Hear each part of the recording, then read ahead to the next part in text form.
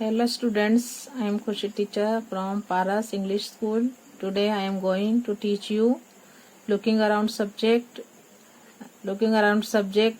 revision of chapter 8. जो अपने revision कर रहे हैं फर्स्ट यूनिट टेस्ट का, आज अपने आते हैं ऑन चैप्टर 8 पर आते हैं। ट्रू और राइट और रॉन्ग अपने को करना है। चैप्टर मैंने जो 1 बाय 1 जो सीख दिए हैं आप लोगों को रिवीजन में, ये रिवीजन फिर से अब मैं चैप्टर 8 का रिवीजन स्टार्ट करती हूँ फ्रॉम लुकिंग अराउंड सब्जेक्ट है जो रोज मैं रिवीजन दे रही हूँ। आज मैं देती हूँ जो कल दिया था और आज वही है रिवीजन। थोड़ा चैप्टर आज 8 का दे रही हूँ, राइट और रॉन्ग का। तो कल मैंने चैप्टर 6 तक दिया था, आज चैप्टर 8 का देती हूँ। नंबर 1 है all birds have the same type of wings. अभी सभी को एक जैसे ही पंख होते हैं, तो ये क्या हो बनेगा रॉन्ग। क्या होगा ये रॉन्ग। और number 1 all birds have the same type of wings. यहाँ लिखा हुआ है कि सभी बर्ड को एक जैसे ही विंग्स होते हैं, एक जैसे ही पंख होते हैं, तो ये है रॉन्ग। तो number 1 all birds have the same type of wings, wrong. Number 2 some birds obtain हासिल करते हैं देयर फूड फ्रॉम वाटर। कई बर्ड्स ऐसे हैं जो पानी में से अपना जो होता है खुराक लेते हैं। तो राइट क्रैन है, फिश है, ये सब एक क्रैन है। और ये दूसरे जो एनिमल्स हैं, जो बर्ड्स हैं, वो भी क्या करते हैं वाटर में से अपना फूड तलाश करके लेते हैं। Some birds obtain their food from water, right. Number 3 birds also have ears like we have. अपने कान होते हैं, बर्ड्स के कान होते हैं नहीं होते हैं। तो यहाँ लिखा हुआ है number 3 birds also have years. Birds को भी कान होते हैं लाइक वी हैव, जैसे अपने पास कान है ऐसे उनके भी कान होते हैं। देखा है कभी बर्ड्स के कान? तो क्या करेंगे यहाँ इसको क्या लिखेंगे रॉन्ग बताएंगे, बिकॉज सब बर्ड्स को कान नहीं होते अपने को होते हैं, तो यहाँ नहीं होते। तो ये क्या करेंगे सेंटेंस स्टेटमेंट को अपने रॉन्ग लिखेंगे, यहाँ रॉन्ग करेंगे। Okay. Now number 4 birds eat their food with their beaks. Right है ना ये सेंटेंस। सब जो बर्ड्स हैं वो अपना जो खुराक है किससे लेते हैं, चोंच से चुगते हैं ना, चोंच से लेते हैं ना। तो यहाँ नंबर 4 में है बर्ड्स ईट देयर फूड, उनका जो खुराक होता है किससे लेते हैं, with their beaks is a right. जो बर्ड्स होते हैं उनके दाने जो डालते हैं तो दाने चुगते हैं, तो बीक से चाहे दाने चुगते हैं, तो वो क्या है अपना खुराक किससे लेते हैं, जो है वो बीक से लेते हैं, चोंच से लेते हैं, is a right. Number 5 all birds eat the same type of food. अब यहाँ लिखा हुआ है कि सभी बर्ड्स एक जैसा ही खुराक लेते हैं, ऐसा नहीं है कोई कुछ खाता है। जैसे वल्चर है तो क्या खाता है, वो जो मरे हुए होते हैं एनिमल्स उसका वो खाता है, मांस खाता है। तो सबकी खुराक अलग अलग है। तो यहाँ लिखा हुआ है all birds eat the same type of food is a wrong statement. तो यहाँ लिखेंगे wrong. All birds eat the same type of food is a wrong. Now number 6 all birds build बनाते हैं nest on trees and live in them. सभी birds क्या है tree पर जो होता है अपना घोंसला बनाता है और उसमें रहता है। अभी सभी बनाएंगे तो फिर बर्ड्स भी आपस में लड़ेंगे, है ना। तब कभी हो सकता है, पॉसिबल ही नहीं है कि सभी बर्ड्स क्या करें नेस्ट ट्री पर ही बनाए और वहीं पर ही रहें। Is a wrong. ये स्टेटमेंट क्या है, रॉन्ग स्टेटमेंट है। इसकी number 6 all birds build nest on trees and live in them is a wrong statement. Number 7. A sparrow builds nest in our houses.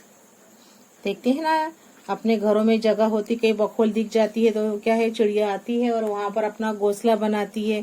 तो ये राइट स्टेटमेंट है, क्योंकि कैसा होता है, अपने घरों में भी बहुत से घोंसले होते हैं चिड़ियों के। अभी तो क्या है, चिड़िया दिख नहीं रही ज्यादा, क्या ना मालूम क्या है, सब क्या है, खत्म होते जा रही चीज। स्पैरो भी ज्यादा नहीं दिखते, ना बर्ड्स कोई बर्ड्स ज्यादा दिखते नहीं है।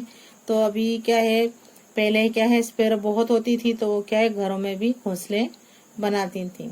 तो यहाँ लिखा हुआ है नंबर 7, स्टेटमेंट नंबर 7 जो है sentence, a sparrow builds nest in our houses is a right.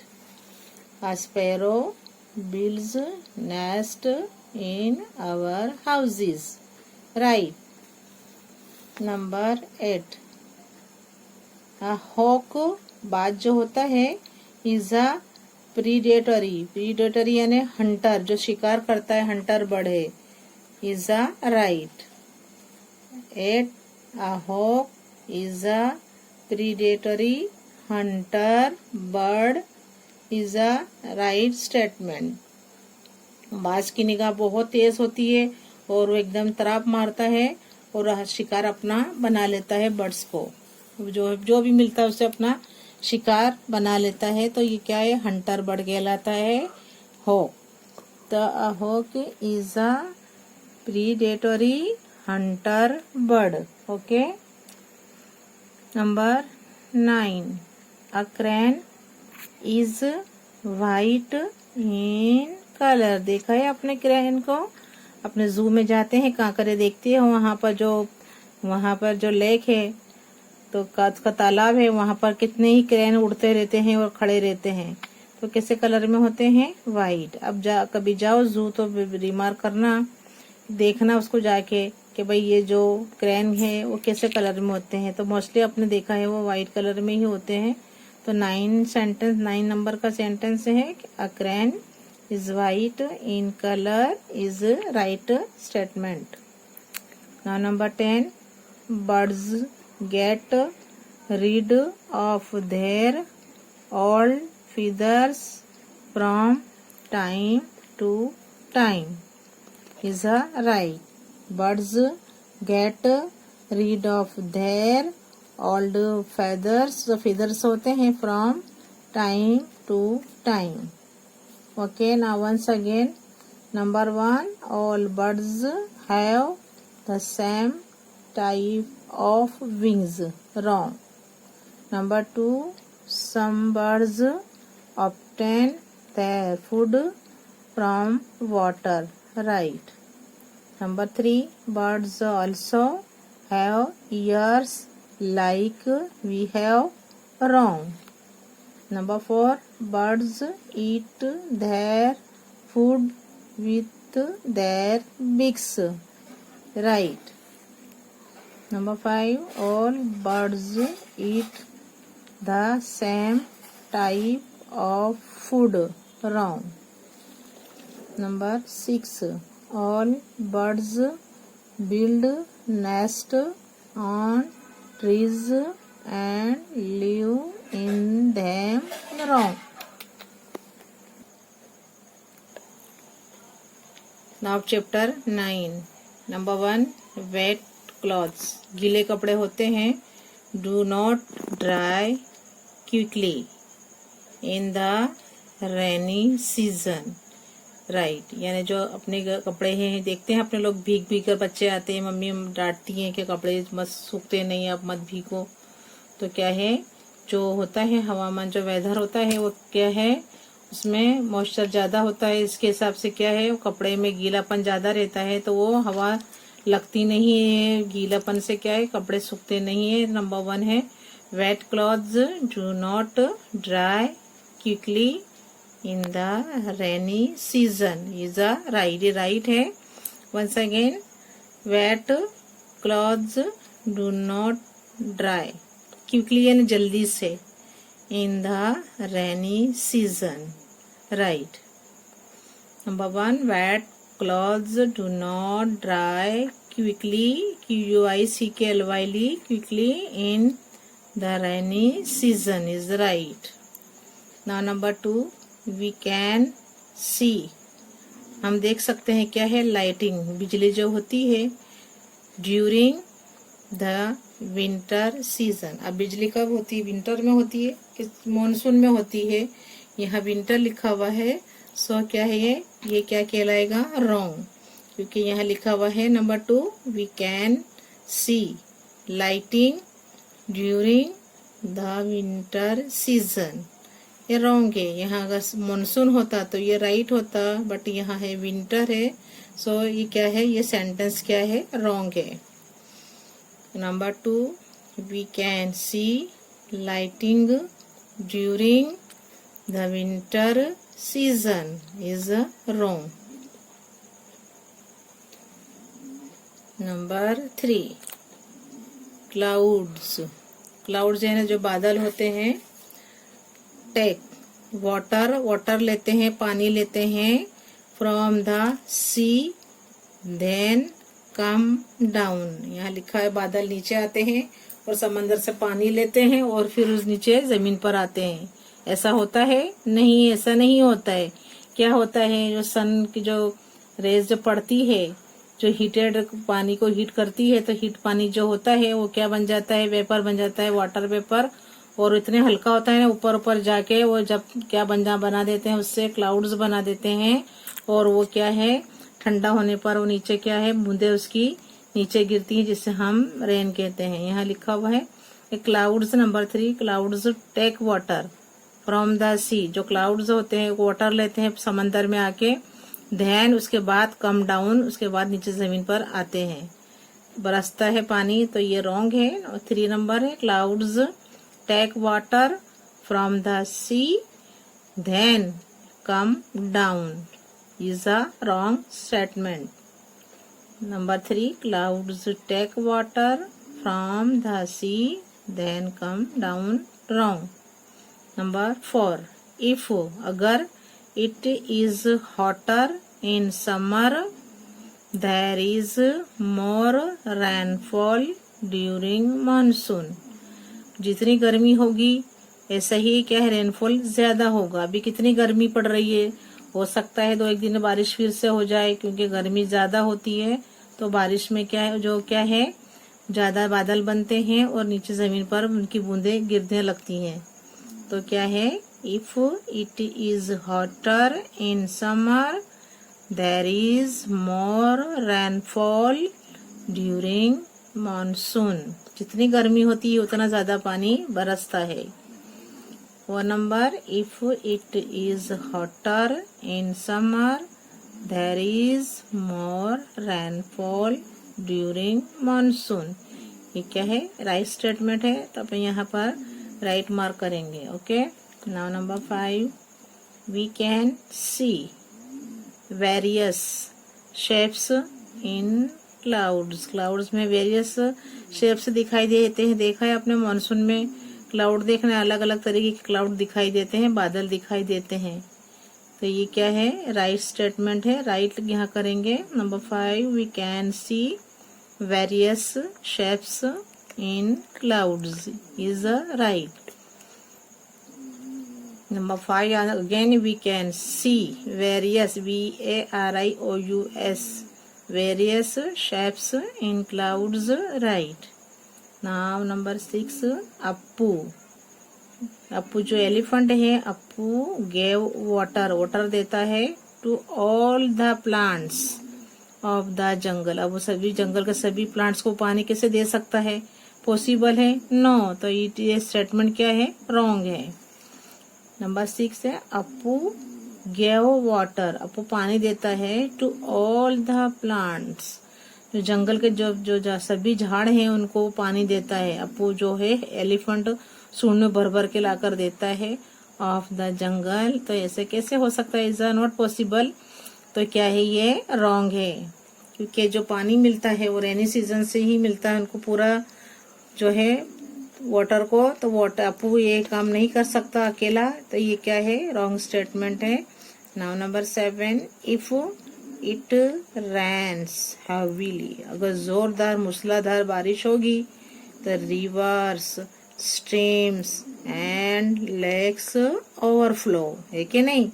एक धारा बारिश होगा, मूसलाधार होगा, बारिश कंटिन्यूसली होगा तो क्या होगा, वो क्या है, लेक्स है, जो झरने हैं, रिवर है, वो सभी क्या छलक जाएंगे, ओवरफ्लो हो जाएंगे। ये राइट सेंटेंस है, तो अपने राइट मार्क लिखेंगे यहाँ पे। 7 number, if it rains heavily, rivers, streams and lakes overflow is right. Number 8, when it rains very heavily and continuously, अगर कंटिन्यूस रहे 8 दिन तो क्या होगा, it is known as flood, क्या कहते हैं इसको अपने, कि भाई यहाँ पर क्या है, सैलाब आया है, बाढ़ आई है, बाढ़ आ जाती है। जो कंटिन्यू बारिश अगर रुकता नहीं है, बरसेगा, एक धारा बरसेगा और जरा भी रुकेगा नहीं 8 दिन तक, तो क्या वहां पर क्या आ जाती है, 15 दिन तक अगर नहीं खुल बारिश बरसता ही रहेगा तो वहां क्या आ जाता है, फ्लड यानी बाढ़ आ जाती है, सैलाब आ जाता है।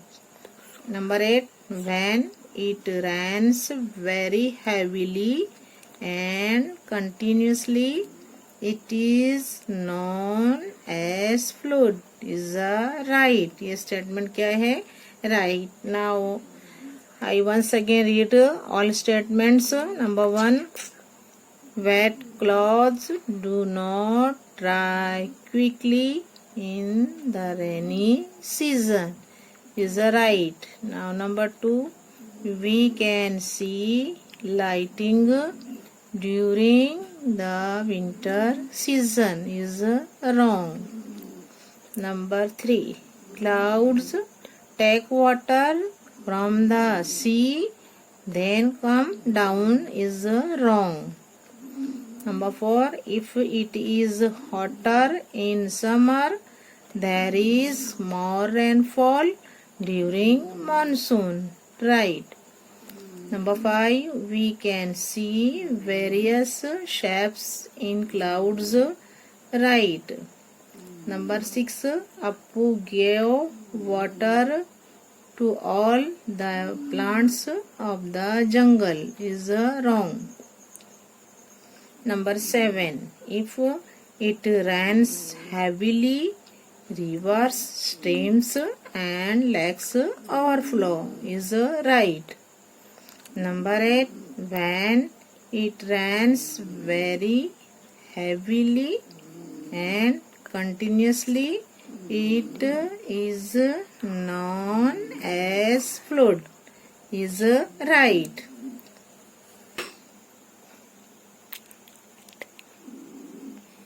Question 4, match the columns appropriately, यानी यहाँ पर क्या है, अब ए और बी को मैच करने का है। क्वेश्चन नंबर 4 आएगा आपके पेपर में, यही क्वेश्चन नंबर होगा।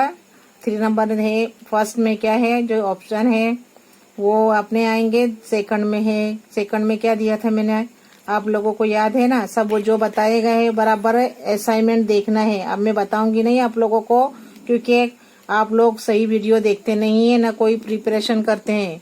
अपने को प्रिपेयर करना है, सभी एग्जाम के लिए तैयारी तो करनी है, क्योंकि तुम लोगों को सिर्फ कार्टून अच्छे लगते हैं और दूसरी मूवी अच्छी लगती है, बट क्या है, तुम लोग ये ऑनलाइन पढ़ाई को तुम जरा भी ध्यान नहीं दोगे तो क्या है, अगले साल फेल हो जाओ, यही साल फेल हो गए और आगे जाने नहीं मिलेगा। और मैं तो आगे जाने नहीं दूंगी अगर आप लोग ध्यान नहीं दोगे। जितना मैं ध्यान से आपको पढ़ा रही हूँ उतना आप भी ध्यान दोगे तो आप बहुत ही अच्छा आपका प्रोग्रेस होगा और रिजल्ट अच्छा आएगा। तो यहाँ पर क्वेश्चन 4 में आएगा, क्या आएगा, मैच द कॉलम्स। क्या है, मैच द कॉलम्स एप्रोप्राइटली, जो है कॉलम्स वो उसको अपने को करने का है, मैच करने का है। ओके, अब ये क्वेश्चन 4 है और एक लास्ट क्वेश्चन 5 आएगा, वो भी आपको ध्यान से करना है, बिल्कुल ध्यान से। आप पेरेंट्स भी, आप भी ध्यान दीजिए, बच्चों को लेकर बैठिए, ऑनलाइन आप करके उसको नेगलेक्ट मत कीजिए और उस पर ध्यान दिए। हम भी इतनी मेहनत करते हैं, आप भी मेहनत करो, अपने बच्चों को समझाओ और उन्हें ऐसा बताओ लेकर बैठो कि भाई ये अपने लिए बहुत ही इम्पोर्टेंट है। ओके, तो ये चैप्टर नंबर 1 से मैं कॉलम ए और बी को मैच करना बता रही हूँ। ऐसे ही करने का है आंसर, जैसे मैंने लिखा है मुझे ऐसे ही आंसर चाहिए। ऐसे मैच करना नहीं है, लाइन बना बना के नहीं मैच करना है। जो पहले है ना कॉलम ए को यहाँ लिख लेना है और उसके बाद जो है उसका जो मैचिंग आता है उसको यहाँ पर साइड में लिखना है। इससे ही मैं मार्क्स दूंगी, वरना मार्क्स नहीं दूंगी मैं। मुझे क्लियर काम चाहिए। ओके, तो नंबर 1 है चैप्टर नंबर 1। नंबर 1 है स्पिनर ऑफ वेब्स। कौन बनाता है? गुत्ता कौन है? वेब्स को जो जाला होता है वो कौन गुत्ता है? नंबर 2 है लिविंग ऑन ब्रांचेस, झाड़ पर रहते हैं। Number 3 is seen on tree Trunks, tree Trunks पर दिखाई देते हैं। नंबर 4 हप्स टू मूव, कूदते हैं, मूव करते हैं, हप करके कूद कूद के चलते हैं।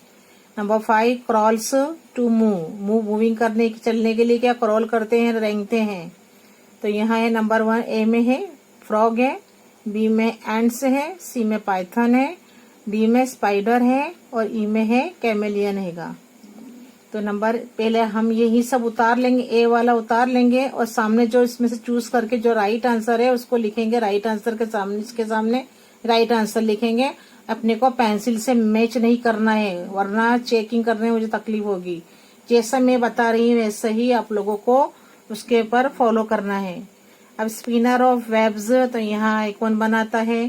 तो स्पाइडर। तो यहाँ से क्या लेंगे? 1 नंबर का स्पाइडर ये यहाँ लेंगे अपने, अरे जो यहाँ पर दिया है डी नंबर को वहाँ फर्स्ट में लेंगे।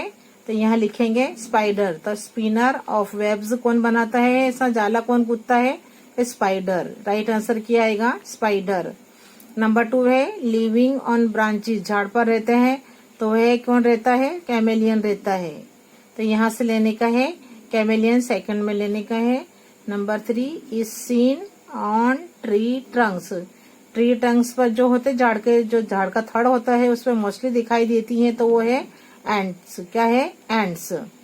और हप्स करते हैं, मुंह चलने के लिए कूदते कूदते जाते हैं, तो वो है फ्रॉग। फ्रॉग क्या है?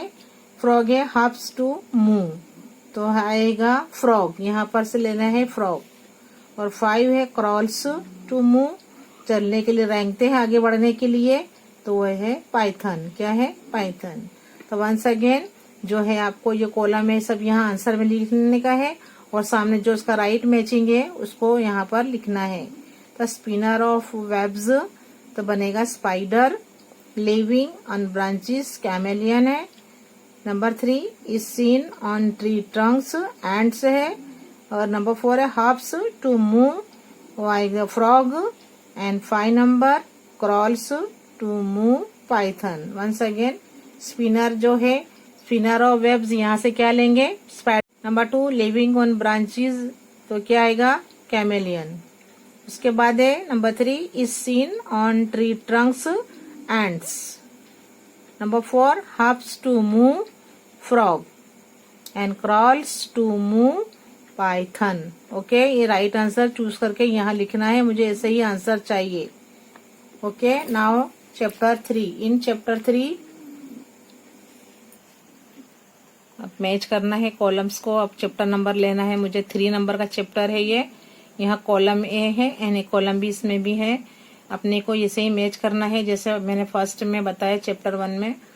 नंबर 1 है water is pulled up with a bucket, जो वाटर निकालते हैं, पुल निकालते हैं किसमें से? किससे? With a bucket. Number 2 water comes down from the sky. Number 3 water flowing noisily, आवाज से जो बहता है, फ्रॉम माउंटेन्स, माउंटेन पे से जो बहता है उसे क्या बोलते हैं? झरना जो बहता है वो माउंटेन से बहता है, उसे क्या कहते हैं? वह हमें दिया हुआ है, मैच करना है हमको। नंबर 4 है well with steps, well with steps. अब यहाँ पर है नंबर है स्ट्रीम, बी स्टेप वेल, सी रैन, डी वेल। अब हमें जो ए के हैं जो कॉलम सब ये हैं लिख लेना है और राइट आंसर के लिए जगह छोड़ देने की है। पहले सब लिख लेंगे, उसके बाद हम यहाँ चूज करेंगे कि water is pulled up with a bucket. तो यहाँ पर क्या आएगा? कहाँ से? कुएं में से अपने पानी खींचते हैं, बकेट से पुल्ड अप करते हैं, तो यहाँ पर आएगा, यह आएगा वेल। डी का वेल यहाँ फर्स्ट में लिखेंगे, तो water is pulled up with a bucket, तो यहाँ लेंगे, यहाँ से वैसे अपने जो कुएं से पानी खींचते हैं डोल से, तो क्या कहाँ किससे निकालते हैं पानी? बकेट से, तो वो जगह का नाम है वेल। तो number 1, water is pulled up with a bucket, तो कहाँ से लेते हैं? वेल, तो यहाँ लिखेंगे well. Okay, once again, water is pulled up with a bucket, तो लिखेंगे वेल, साथ में इसके ज्वाइन करेंगे। 2 number, water comes down from the sky, sky से जो पानी बरसता है उसको क्या बोलते हैं? रेन, बारिश बोलते हैं। तो number 2, water comes down from the sky, तो है रेन, वो क्या कहलाती है? बारिश कहलाती है, रेन कहलाती है। नंबर 3, वाटर फ्लोइंग नॉइजिली, आवाज करते हुए जो पानी बहता है, कहाँ से? जो पहाड़ों पे से पानी नीचे गिरता है, फ्रॉम माउंटेन्स, माउंटेन्स यानी जो पहाड़ों पे से आवाज करता हुआ पानी गिरता है, उसे क्या बोलते हैं? स्ट्रीम। स्ट्रीम यानी झरना, जिसको अपने क्या बोलते हैं? झरना बोलते हैं। तो वो आवाज करते हुए वो जो होता है पहाड़ों पर से गिरता है, वो उसे बोलते हैं स्ट्रीम।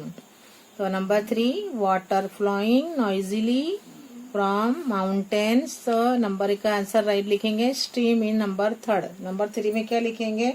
स्ट्रीम। क्या लिखेंगे? Stream. Number 4, well with steps, steps होते हैं तो वो किसको होते हैं? Step well. इसको क्या जोड़ेंगे? Step well. तो आंसर लिखेंगे इसे, 1, water is pulled up with a bucket, तो यहाँ लिखेंगे वेल, WELL वेल।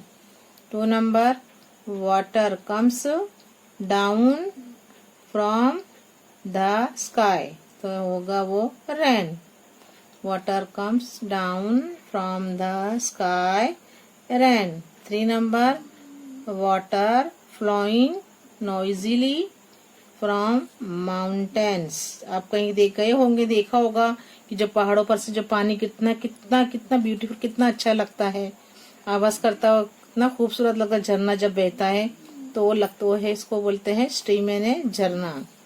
तो water flowing noisily from mountains, तो वो है stream. Number 4, well with steps, हो गई है स्टेप वेल। क्या होगा ये? स्टेप वेल के साथ ज्वाइन करेंगे। नंबर बी का जो है वो नंबर 4 से इसको मैच करेंगे। तो जो आंसर लिखा है, मैंने आंसर पहले लिखेंगे और कॉलम 1 पूरा उतार लेंगे और डैश करके जो राइट आंसर है उसको उसके साथ ज्वाइन करेंगे। ओके, ऐसा ही पेपर लिखना है और ऐसा ही मुझे देना है।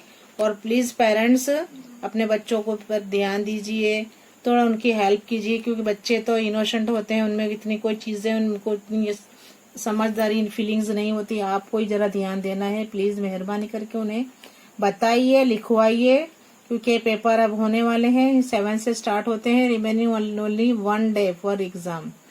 तो इसको नेग्लेक्ट मत कीजिए, एग्जाम है नेक्स्ट मंथ में, आपकी फर्स्ट सेम आने वाली है।